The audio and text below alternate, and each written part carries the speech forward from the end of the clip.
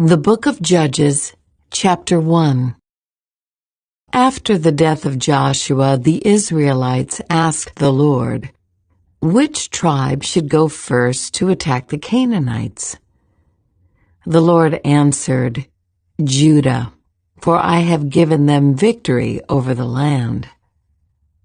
The men of Judah said to their relatives from the tribe of Simeon, "Join with us to fight against the Canaanites living in the territory allotted to us.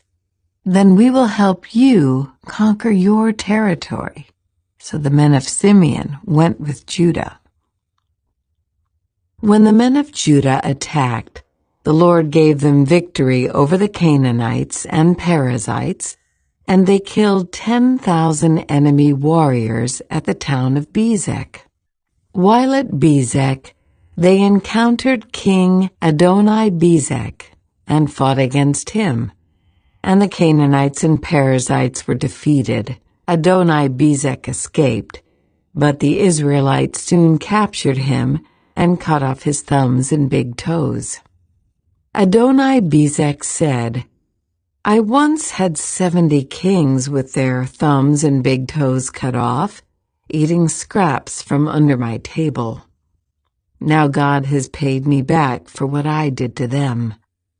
They took him to Jerusalem, and he died there. The men of Judah attacked Jerusalem and captured it, killing all its people and setting the city on fire. Then they went down to fight the Canaanites living in the hill country, the Negev, and the western foothills. Judah marched against the Canaanites in Hebron, formerly called Kiriath Arba, defeating the forces of Sheshai, Ahiman, and Talmai. From there, they went to fight against the people living in the town of Debir, formerly called Kiriath Sepher. Caleb said, "I will give my daughter Aksa in marriage to the one who attacks and captures Kiriath Sepher." Othniel, the son of Caleb's younger brother Kenaz, was the one who conquered it. So Aksa became Othniel's wife. When Aksa married Othniel, she urged him to ask her father for a field. As she got down off her donkey, Caleb asked her, "What's the matter?" She said, "Let me have another gift. You have already given me land in the Negev. Now please give me springs of water too." So Caleb gave her the upper and lower springs. When the tribe of Judah left Jericho, the city of palms, the Kenites, who were descendants of Moses' father-in-law, traveled with them into the wilderness of Judah.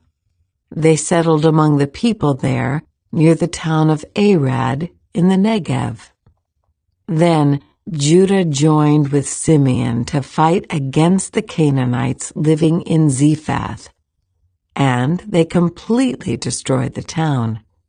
So the town was named Hormah. In addition, Judah captured the towns of Gaza, Ashkelon, and Ekron, along with their surrounding territories. The Lord was with the people of Judah, and they took possession of the hill country. But they failed to drive out the people living in the plains who had iron chariots. The town of Hebron was given to Caleb as Moses had promised, and Caleb drove out the people living there, who were descendants of the 3 sons of Anak. The tribe of Benjamin, however, failed to drive out the Jebusites, who were living in Jerusalem.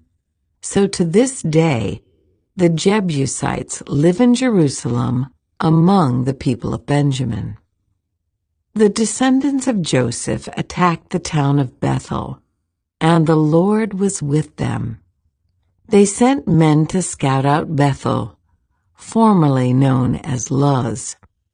They confronted a man coming out of the town and said to him, "Show us a way into the town, and we will have mercy on you." so he showed them a way in, and they killed everyone in the town except that man and his family. Later, the man moved to the land of the Hittites, where he built a town. He named it Luz, which is its name to this day. The tribe of Manasseh failed to drive out the people living in Bethshan, Tanakh, Dor, Ibleam, Megiddo, and all their surrounding settlements, because the Canaanites were determined to stay in that region. When the Israelites grew stronger, they forced the Canaanites to work as slaves, but they never did drive them completely out of the land. The tribe of Ephraim failed to drive out the Canaanites living in Gezer, so the Canaanites continued to live there among them.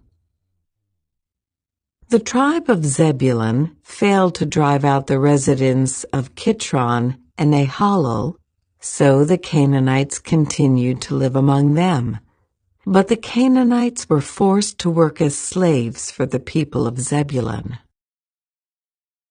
The tribe of Asher failed to drive out the residents of Akko, Sidon, Elab, Akzib, Helba, Aphik, and Rehob.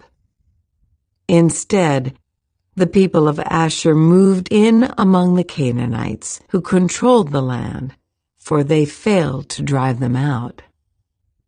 Likewise, the tribe of Naphtali failed to drive out the residents of Beth Shemesh and Beth Anath.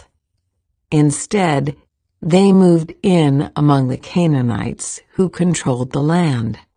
Nevertheless, the people of Beth Shemesh and Beth Anath were forced to work as slaves for the people of Naphtali.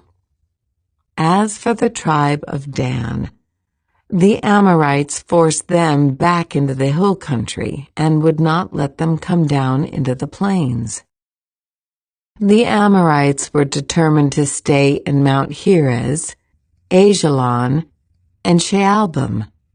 But when the descendants of Joseph became stronger, they forced the Amorites to work as slaves. The boundary of the Amorites ran from Scorpion Pass to Selah and continued upward from there.